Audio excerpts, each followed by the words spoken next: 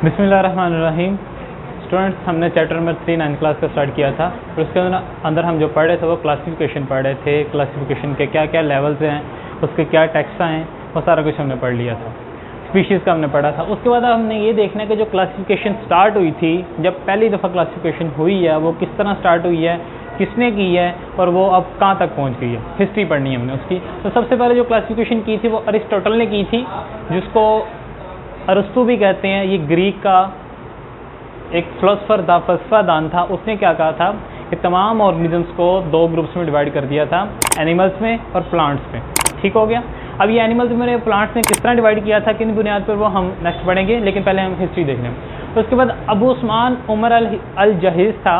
इसने क्या किया कि उस वक़्त पाए जाने वाले तकरीबन 350 स्पीशीज़ थी प्लांट्स की, उनको इसने बताया, इनके नाम बताए और इनको बताया कि इनके अंदर करैक्टरिस्टिक्स कौन कौन सी पाई जा रही हैं। फिर एक साइंटिस्ट आया, इब्ने रुश्द। इब्ने रुश्द ने क्या किया, अरिस्टोटल की एक बुक जो क्लासिफिकेशन के ऊपर लिखी गई थी उसका तर्जमा किया, उसको ट्रांसलेट किया अरबी के अंदर। ये तीनों मुस्लिम साइंटिस्ट थे जिन्होंने क्लासिफिकेशन का सबसे पहले तस्वुर पेश किया और उसके ऊपर वर्किंग की। उसके बाद जो मशहूर साइंटिस्ट है जिन्होंने काम किया क्लासिफिकेशन के ऊपर, वो हैं और उनके काम भी बताता हूँ। एंड्रियो सीसेल पिनो, सबसे पहला scientist. Divided plants into 15 groups and called them genera. इसने क्या किया कि 15 प्लांट्स के 15 ग्रुप्स बनाए और उनको नाम दे दिया गया जेनरा का, कि जीनस जिसको आजकल कहा जाता है। ठीक है। फिर जॉन रॉय आया। जॉन रॉय ने क्या किया कि प्लांट्स की क्लासिफिकेशन के ऊपर इंपॉर्टेंट काम किया। फिर आया Augustus Rivinus, introduce the taxa of order. जो कल मैंने लास्ट लेक्चर में ऑर्डर पढ़ाए थे आप लोगों को, जो टैक्सा पढ़ाए थे, टैक्सा के अंदर एक ऑर्डर भी आ रहा था। क्लास के बाद जो टैक्सा ऑर्डर आ रहा था, उसको जो पेश किया, पब्लिश किया और बताया कि ये ऑर्डर भी हो सकता है टैक्सा, तो वो क्या था, अगस्टस रेविनस। फिर टॉन फोर्ट आ रहा है। टॉन फोर्ट ने क्या किया था कि जो टैक्सा है क्लास और जो दूसरा है क्लास के बाद स्पीशीज़, ये दोनों जो टैक्सा हैं, इसने ये जो है टॉन फोर्ट, ये इसने पेश किए। उसके बाद जो आखिरी है कार्लस लिनस। मौजूदा दौर की जो क्लासिफिकेशन है उसके अंदर सबसे ज़्यादा जो काम है वो कार्लस लिनस का है, क्योंकि इसने ही सबसे पहले तस्वुर पेश किया था। जो आजकल क्लासिफिकेशन चल रही है उसका तस्वुर इसने मॉडर्न क्लासिफिकेशन किस बुनियाद पर होनी चाहिए, किस तरह होनी चाहिए, वो इसने पेश किया था। ठीक है। हालांकि इसके अंदर इसकी क्लासिफिकेशन सिस्टम के अंदर काफ़ी ज़्यादा खामियाँ थी, लेकिन फिर भी एक न्यू आइडिया था जिसकी बुनियाद पर आज नया आइडिया मॉडर्न क्लासिफिकेशन की जा रही है। उसके बाद अगर हम देखें कि कौन कौन से क्लासिफिकेशन सिस्टम बने हैं, तो सबसे पहले था 2 किंगडम क्लासिफिकेशन सिस्टम।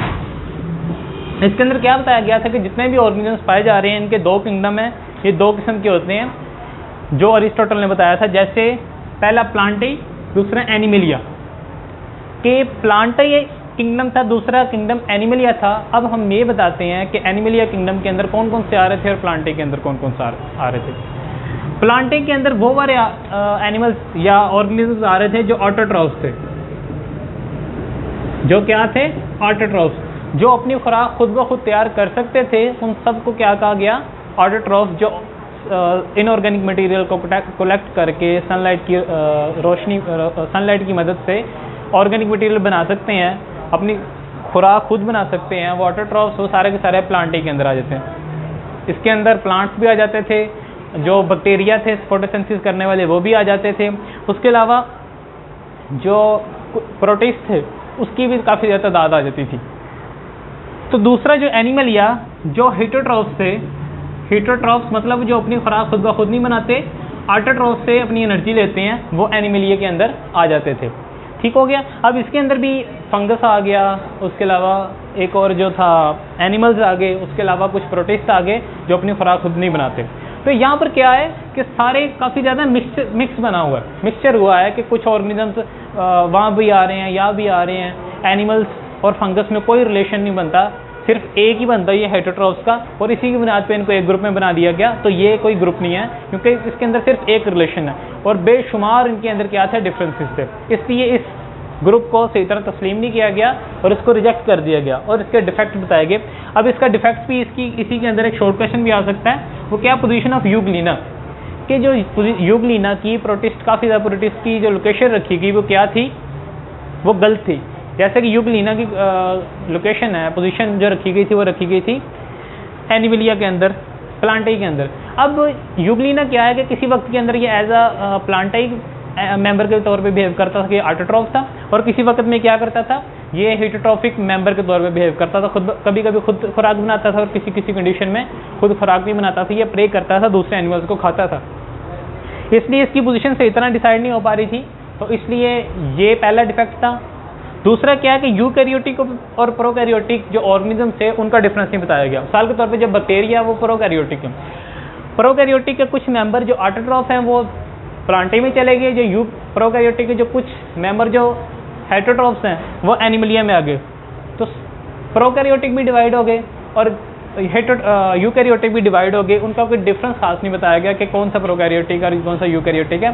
इसलिए जो सिस्टम था ये डिफेक्ट था इसका, और ये इसके ड्रॉबैक था और इसको गलत साबित कर दिया गया, और उसके लिए इसके ऊपर मज़ीद काम किया गया कि कोई न्यू सिस्टम बनाया जाए। इसके साथ साथ हमारी ये 2 टॉपिक ख़त्म हो रहे हैं। 2 किंगडम क्लासिफिकेशन सिस्टम तक कोई क्वेश्चन पूछना हो तो आप लोग पूछ सकते हैं। शुक्रिया।